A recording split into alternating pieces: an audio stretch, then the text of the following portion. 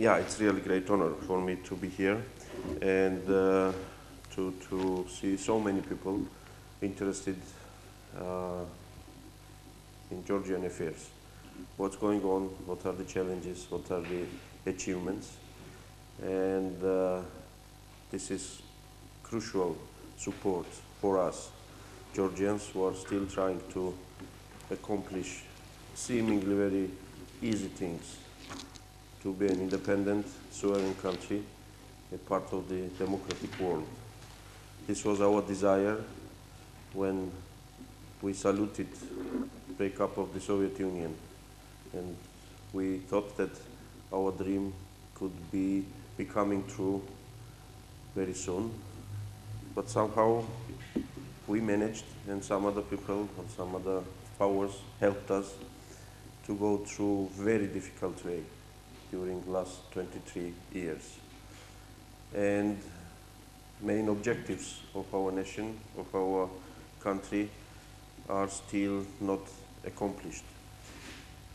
In such case, for anybody who would take responsibility of governing Georgia, it would be a huge challenge. And we are delighted that Georgian people gave us this chance to serve, and we are trying to do our best in order to make dreams of all Georgians true. I'm repeating this word dream because now I represent Georgian Dream Coalition, led Prime Minister Ivanishvili, which is composed by 6 parties, and Republican Party, which I'm chairing since 2005, is one of the components of the coalition. We are founders of this coalition, and we went through very difficult electoral campaign, which lasted more than 1 year last year, and now we are in charge of the governing of the country during last 6-7 months. To address the topic of today's discussion, the political challenges of the country and constitutional or other solutions of it, I need to recall certain facts and moments from the recent history of Georgia. At the same time, of course, I will not go too far in the past. I will not touch the geopolitical challenges which are there in the Caucasus, and you are well aware of that, how difficult is life in that small region, how many interests are crossing there, how many actors, international players are looking to this region from very different perspective, and how many players are seeing this region in the future and how their expectations or their wills are different. We are living in that very difficult situation. It's well known. Many books are written about geopolitics of Caucasus, about the problems we are facing every day.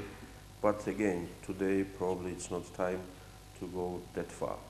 I'll be focused rather more on the challenges which we inherited from the previous government and we are carrying at the moment.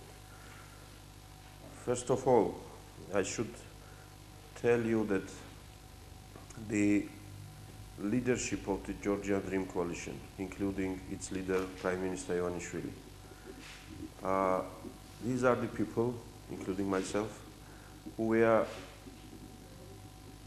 very active participants of the process which is known as Rose Revolution, which happened in 2003, and as a result of that process, President Shevardnadze resigned and Mikhail Saakashvili was elected president. It is important to underline that we are the people who are standing next to Mr. Saakashvili and his team, and we are not only sharing the promises, vision, objectives of that process, but we are contributing to formulation of those objectives and those ideas. But after some time, and it took different time for many people, we became disappointed what was really happening in our country. My party, Republican Party, splitted from the ruling coalition led by National Movement and President Saakashvili in June 2004, after just 6 months from the Rose Revolution. Because we then concluded that although objectives and goals remain the same, but the ways how to reach those objectives were becoming increasingly wrong, fundamentally wrong. The same conclusion was reached by other people, by Mr. Ivanishvili. It happened in 2007-8, until which, during the last first 3 years, he was helping the young government and young leaders, including President, with all possible means, including financial support for reforming traffic police, building facilities for military, paying salaries for the ministers and deputy ministers. This was one of the controversial issues in those days, because as for 2004, let's say January 2004, Saakashvili is elected president. He has such ambitious plans to defeat corruption, to bring country to Europe, to NATO, and all this kind of stuff. And his ministers were getting $150 per month as salary. That was the reality of the country. That was the reality in the budget, in the possibilities of paying salaries. Pensioners. Well, the term frozen is more known about frozen conflicts. Yeah, frozen conflict. In Georgian vocabulary, this was used for different reasons. Frozen pensions. Because even pensioners who were getting $10 or $15 per month, and by 2003 prices were almost to the European level, even those pensions were not paid. That was the state of the country, economy, budget, whatever.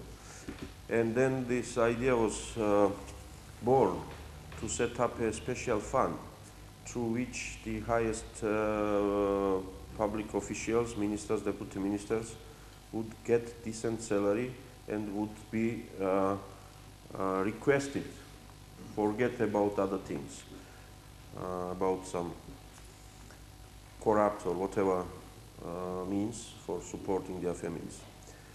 And that fund was known in Georgia as Soros Fund, because Soros contributed at the beginning a little amount. But for 3 years, the fund was filled by Ivanishvili's money. We learned this just now. Then nobody knew that that was the case. I'm telling all these some stories just to demonstrate that the people who came to power after October parliamentary elections are not revanchists or are not dreaming about past. Is that communist past or the past which was in Georgia before the Rose Revolution?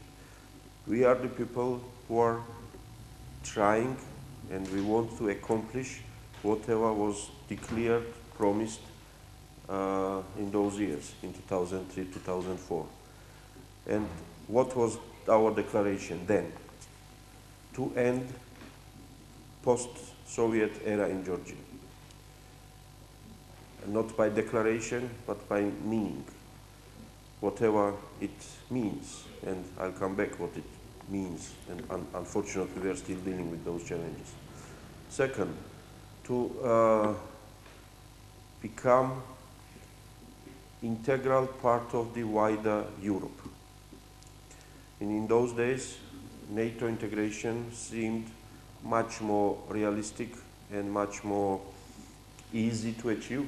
Not easy, but more easier than European Union membership. But we wanted to come closer to the European Union as well.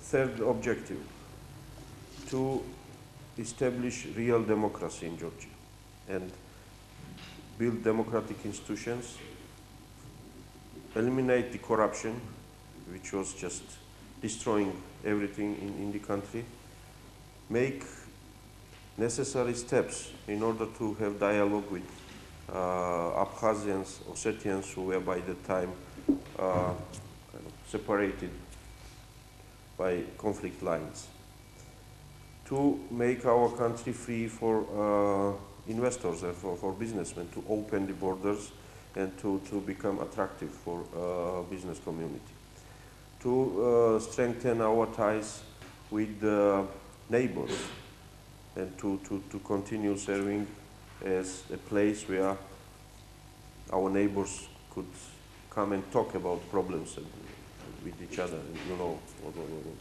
what is the case there. Unfortunately, as time was going, we were getting something very different.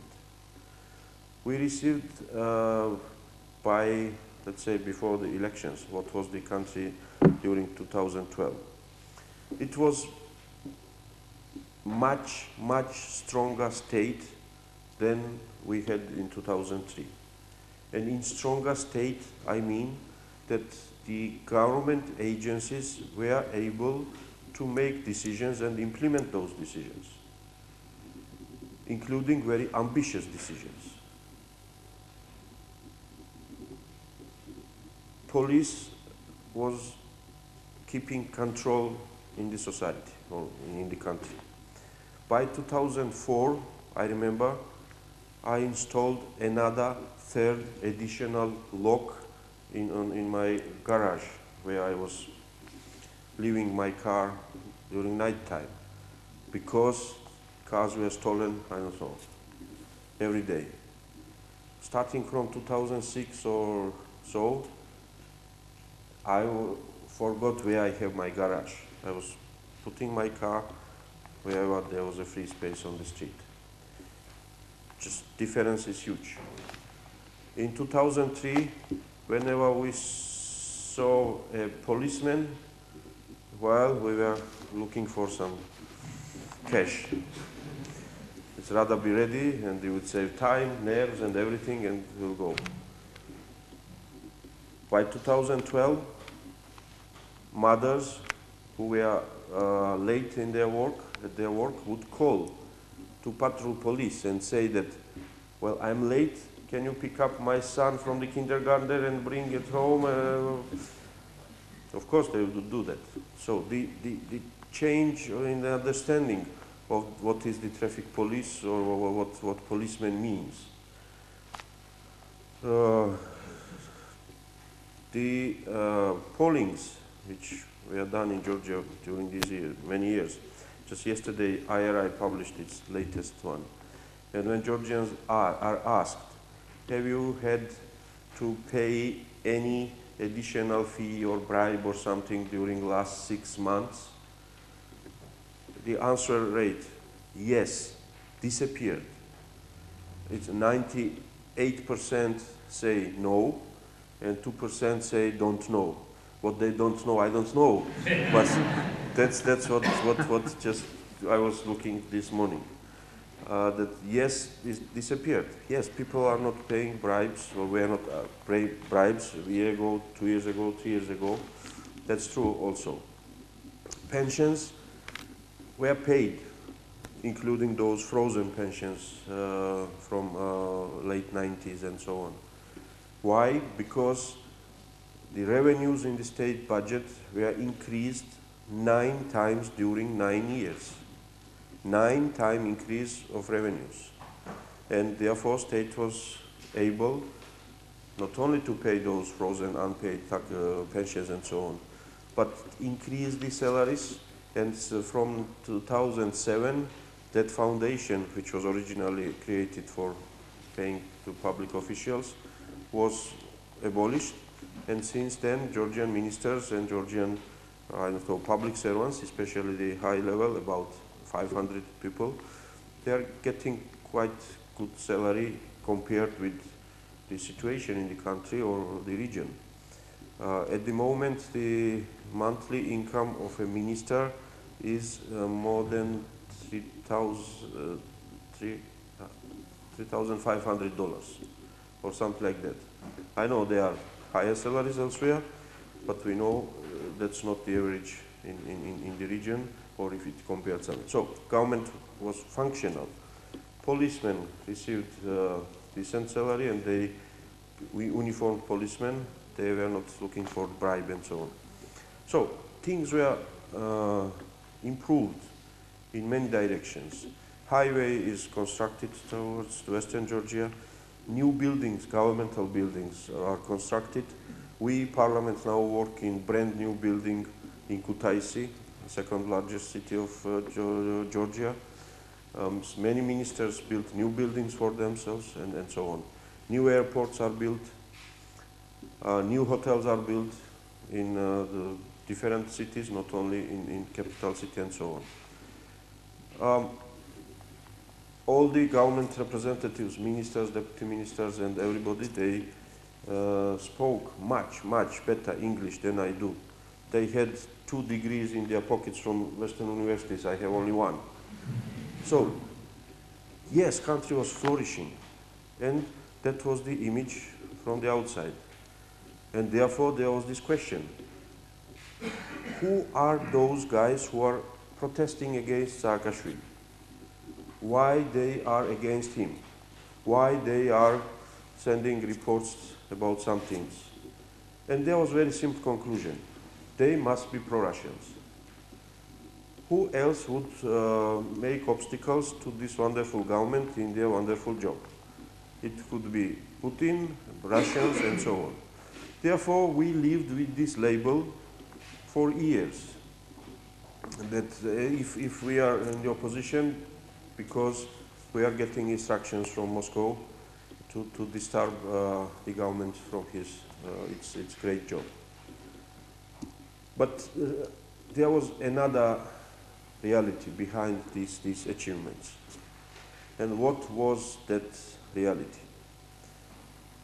Together with increased life standards and salary and income of these top-level public officials, the reality of the country was, just a year ago, that more than 50% of population, 50% of population, were living in poverty.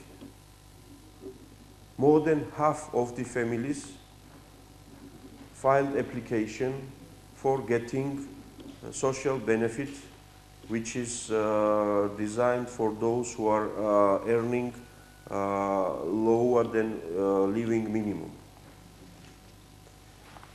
50% of population lives in rural areas, and contribution of the agricultural sector to GDP was 3–4%. Pensions were raised, but were sticked at $50 per month. Unemployment was constantly rising during these 9 years. No matter what was the situation in the world economy or in the region, what was happening in neighboring Armenia, Azerbaijan, Russia, jobs were disappearing. People started coming back to Georgia after Rose Revolution for a brief period of time. There was enthusiasm because many left the country before seeking jobs. But starting from 2006, the process still was the previous one. People were leaving Georgia, searching for jobs outside. Government was building those new buildings, the new hotels in Signari, which is in eastern Georgia, called City of Love, and I'm proud to invite you in that city. It's my home city. I was born just 10 kilometers from that beautiful city. But the new hotels which are built there, how they came up? Mechanism was very simple. Minister of Justice, who was at the same time Prosecutor General, because this office was under his supervision, was put in charge of renovating this city. So minister would gather some businessmen, guy who owns Coca-Cola license in Georgia, the other one who has largest winery and so on, and would advise to build a new hotel in that city. because it is needed for making Georgia better and more attractive for tourists. All those businessmen would complain to each other or to their families that, well, it's waste of money. The market does not suggest that this is the best use of the money at the moment. But they had to go and build those hotels. And many of them were empty, are empty now. The building of our parliament, which suddenly was moved from Tbilisi to Kutaisi as a decentralization measure. But in parallel to that, we had super centralized system of governance. When even on the level of the village, everything is decided from the center. Regional governors being appointed by the president directly, the local councils where UNM enjoyed 90% seats, as it was the case in the parliament. Super centralized local government and self-government system, and suddenly moving parliament to somewhere else would promote decentralization. $200 million were spent for the building of this brand new building. $200 million for Georgian standards is huge money. 10 million were spent from city budget, who had to be benefited from this project. The rest of the money came from different sources, and Chamber of Control, after our request, tries to find out what was this mechanism of financing. They submitted a report, and basically, at the moment, we do not know who commissioned this work, who and how the money was paid, where is the general plan of the building, and so on and so on. But it was said, when effective, strong government was able to do that. Saakashvili decided to make a new city of Lazika in western Georgia. And they amended constitution and put there that there will be a new city, Lazika, built on that place with 500,000 population. And in Georgia, we are 3.5 million hardly who are living there now. I can continue in many other directions, and especially about the political freedoms. All the national TVs were united and governed from one center. Judiciary being subordinated to the prosecutor's office. Outcomes of the elections predetermined. That, okay, 3-4 parties with 1-2 persons for each could be represented in the parliament. Rest of the seats would go to the party in power. People who were paid from the budget just had to not only vote for the ruling party, but ensure that their neighbors and relatives are voting in the same direction, and so on. I am not talking now about this as an opposition member complaining what is the reality in Georgia. And some of you may think that, well, you are here to hear what we are going to do. But without understanding the magnitude of the problems we were facing a year ago and what we inherited now, it is impossible to understand or to realize what are the challenges we are facing and what are the policy which we want to overcome these problems and these challenges. Another huge problem being injustice. During these 6-7 months while we are in the government, people are submitting complaints, and there are thousands of cases when citizens are saying that it's their signature on the paper which says that these people gifted for free to the state their private property. It is their signature, but this signature was made after experiencing huge pressure and treatment that her son or daughter or somebody would have problems. We of course knew that, and we were telling about this to everybody, to international community. I remember while being in the opposition, we made one small study and demonstrated, look, these are, let's say, 30 persons living in rural area who donated for free their land to the government. And also from the other agency, we took their applications where they are filing for social benefits, that they are poor, they are hungry, and they need something to eat. So these two papers were kept in the different buildings of the government. So how can they do this? I'm not talking about wealthy people who are just contributing something to the state. Violent crimes, and some of them, unfortunately, became too public, I would say, because the videos which emerged demonstrating the torture in the prisons and some other things which are emerging is suggesting about something which we were feeling, we were witnessing, but we were not able to communicate about that to the outside world, or nobody would believe that that was the case. That we, in fact, built police state, very monolithic hierarchical structure of governance. We had very energetic, very enthusiastic, mobile, I don't know, wise person on the top who made real revolution in Georgian politics and political thinking. Before that, we had just continuation of communist, Komsomol, like politics and bureaucrats becoming politicians, of course with some exception in my party and some others, but it was just very few. Saakashvili just changed the temperament or temp or speed of thinking, of decision making, and then that's why we were supporting him. And I was his close ally since '95, as well as many others. But together with that, because of the very fundamental mistake which was made in 2004, which led us to go to the opposition, was that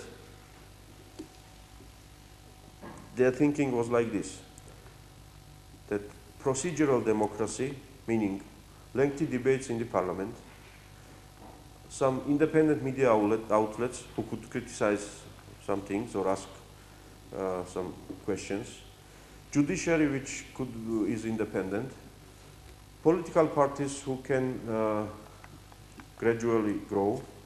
All this was obstacle for rapid modernization of the society and country. And that was the philosophy.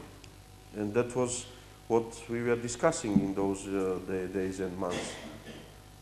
For example, the argument was that we need to fire corrupt policemen from traffic police. If courts are free, they may bring them back, because in the process of firing, we may not observe some articles in some laws. Therefore, it's better to subordinate courts. The Rose Revolution happened because one of the TV companies, Rustavi 2, was kind of rupor of the revolution. And without that, Saakashvili would not succeed. So now this was the concern that somebody else can use independent TV company. Therefore, independent or private TV company immediately was raided in 2007, because it became too uncontrolled and too influential in the society. So this kind of thinking that let's wait for and put for the future some standards of law and democracy and so on, because now we need some rapid change. We need to catch up to the process in Europe. There's no time for these things. Led, very wise, very energetic, very patriotic, I would say, people, to such system which made a lot of problems for the country and for the people who were in charge. So what is our challenge now? To restore all of this. But how we should do that? We spent a lot of time in convincing our friends outside that we are not pro-Russians. We want NATO. During the electoral campaign, one day I appeared with this sign on my here, because that was the question. Do you support NATO? Do you support NATO? Journalists, everybody. And I said, yes, I support NATO. And this question was asked to people. Well, I'll not talk about myself, but I would talk about the other leaders of my party. The Republican Party was established in 1978 during Soviet rules as a secret organization of dissidents for fighting against Soviet rule, demanding independence, and being against communists and so on. They were, of course, arrested, and they spent 4 or 5 years in Soviet gulags. And they were released only during late perestroika years. They are in the party, some of them are in the parliament, that we are together. And these people were called being pro-Russians, pro-Kremlins, pro-Putins, and so on.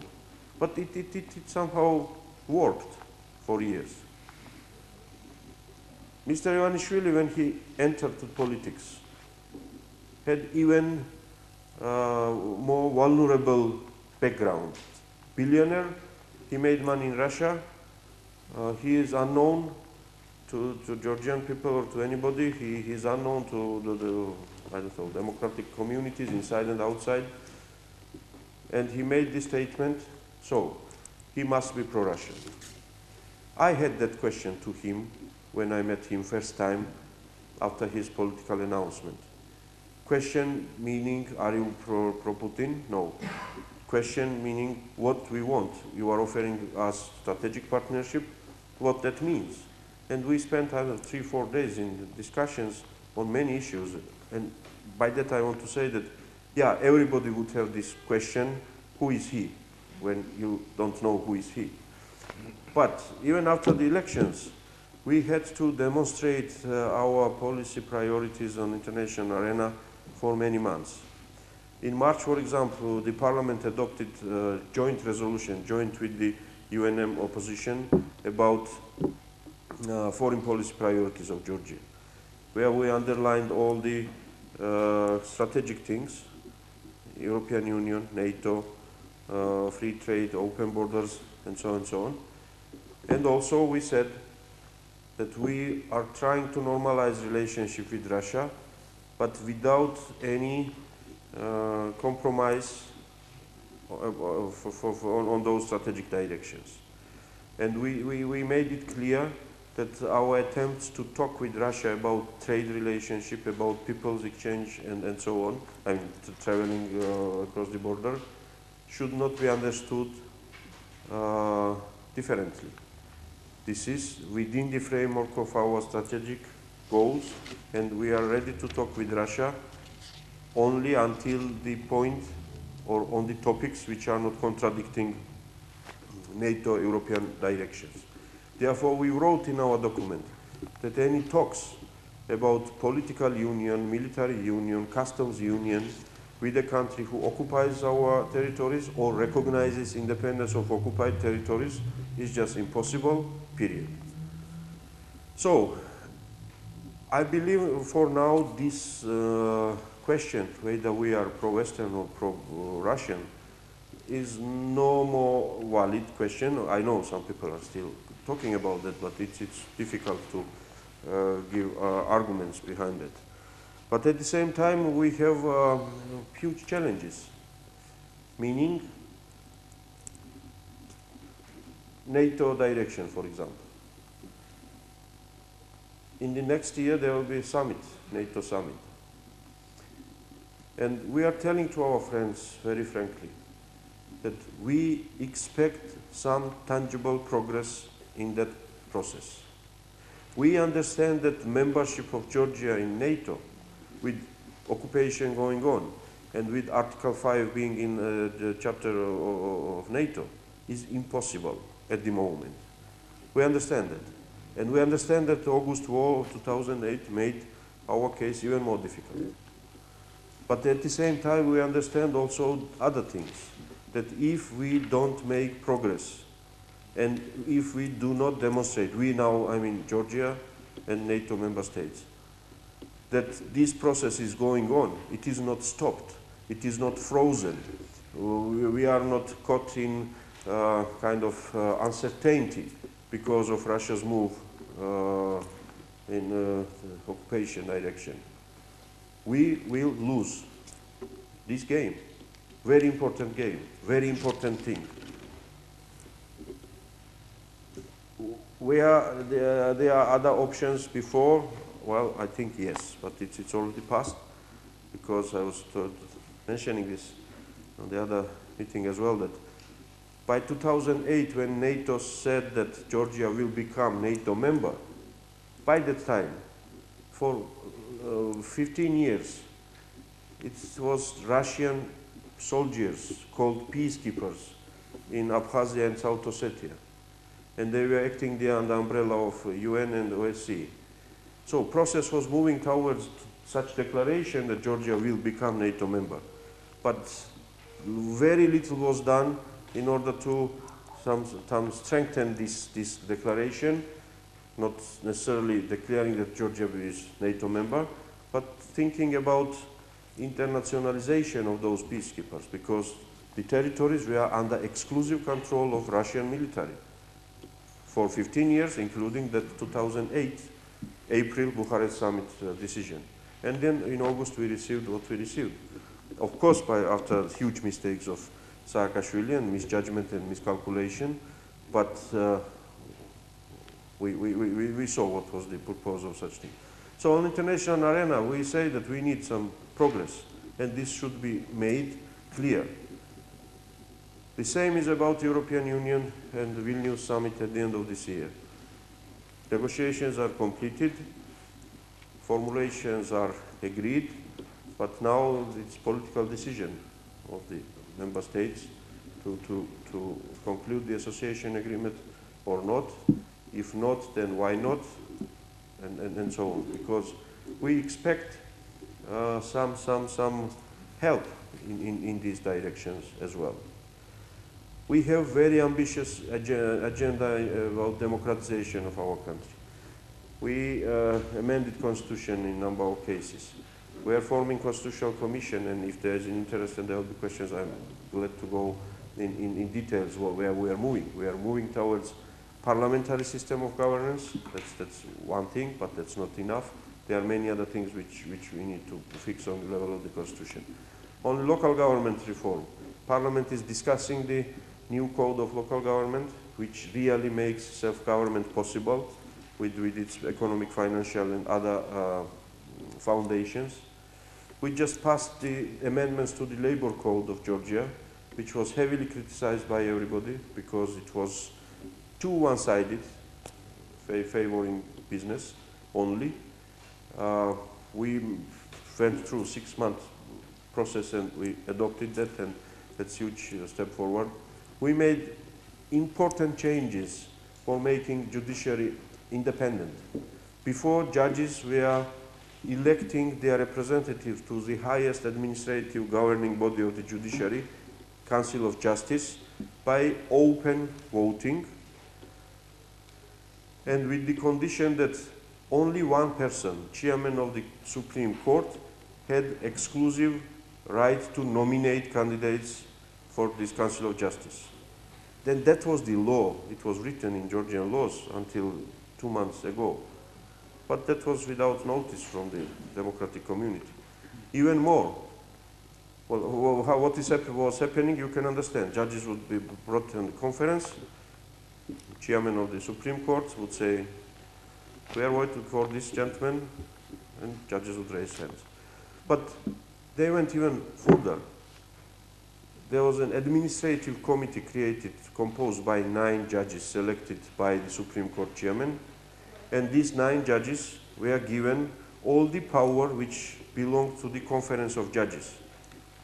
So this 9-member committee could come together and appoint judges in the Supreme Council of Justice. So we amended that. We made the voting secret.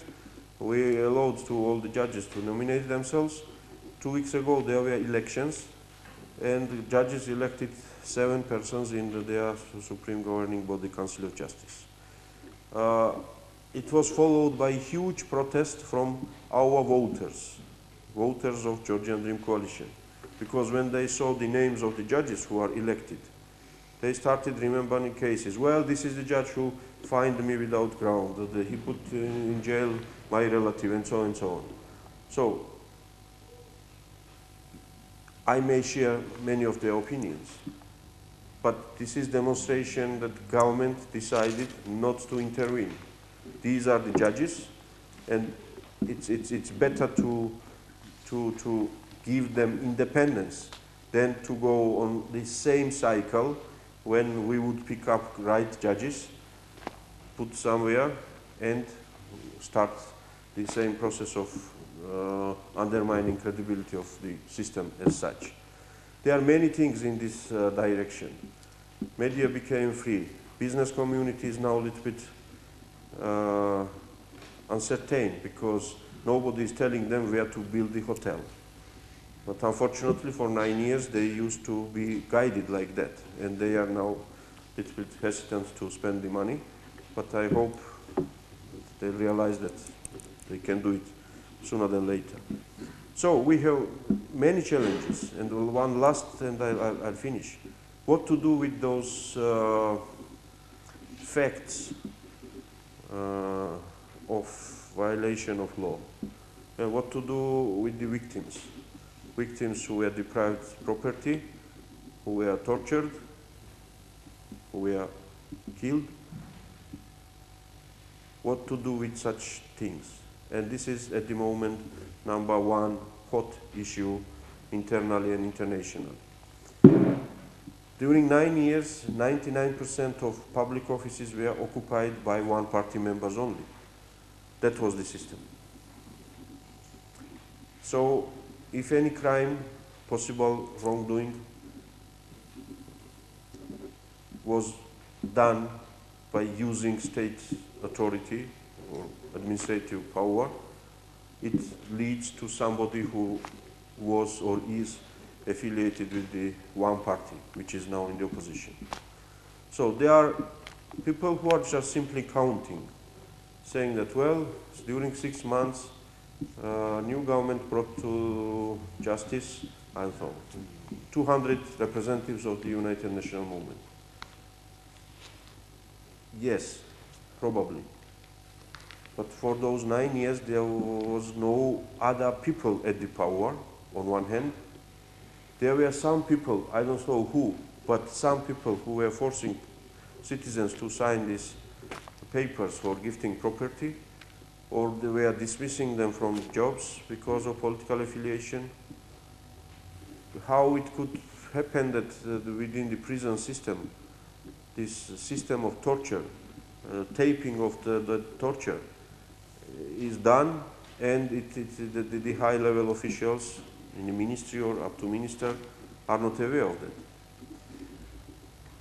When new people were appointed in the Ministry of Internal Affairs, they discovered archive of videotapes, and they say there are thousands of files where private life is taped secretly, private life of politicians, other familiar faces, not only Georgians, and it was kept for years, was gathered.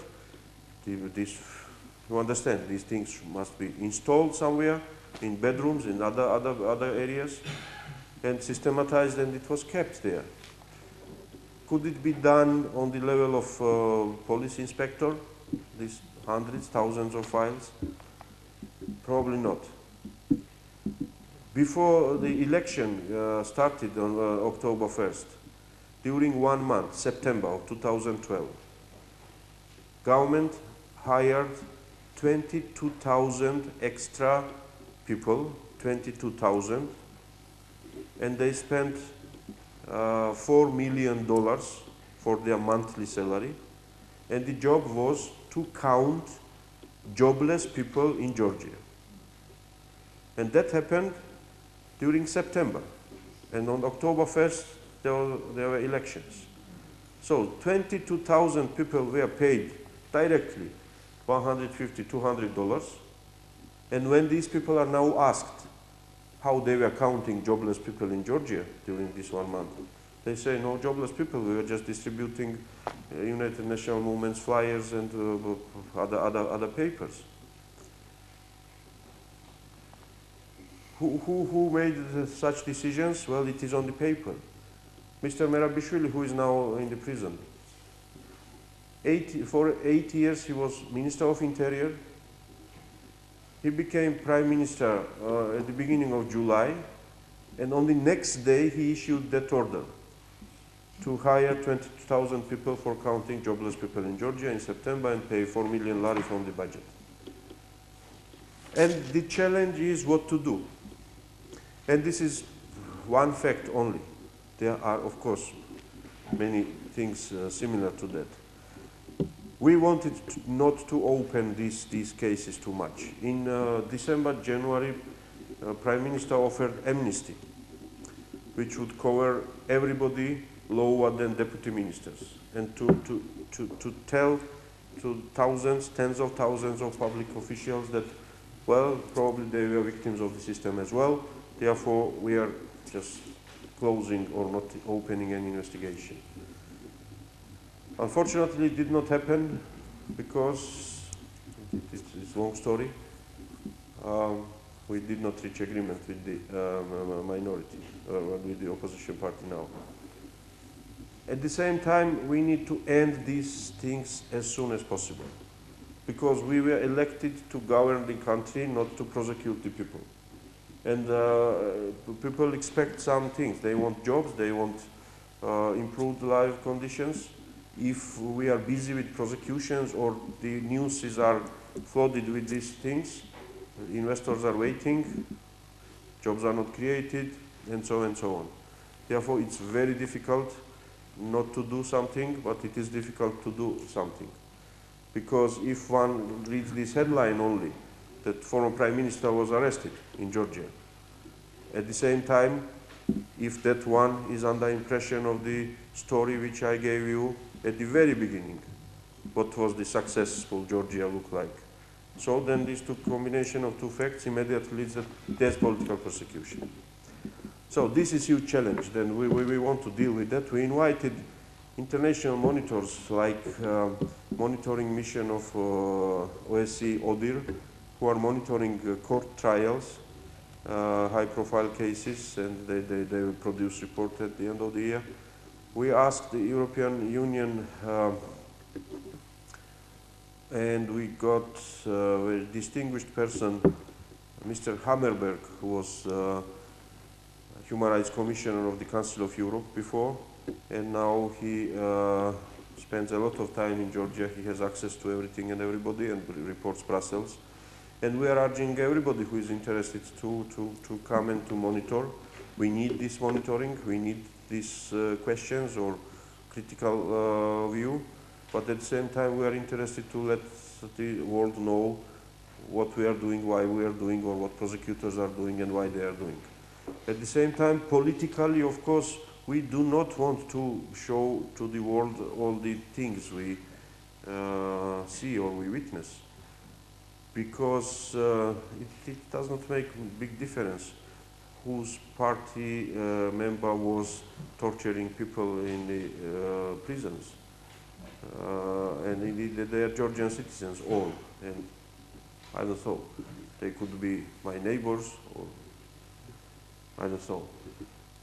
Therefore, this thing, which unfortunately happens when authoritarian system functions in Georgia or in South America or in Central Europe, doesn't matter. These things are, it cannot be avoided. It happens with every nation, probably, if it is allowed to have such unlimited power in hands of one person. These are the challenges which we are trying to overcome. There's a long way to go until we do this. We have elections in October. It's elections of the president. With that, the term of President Saakashvili will be ended. It's not clear what he is going to do after that. Therefore, it's not clear what his party is going to do after that.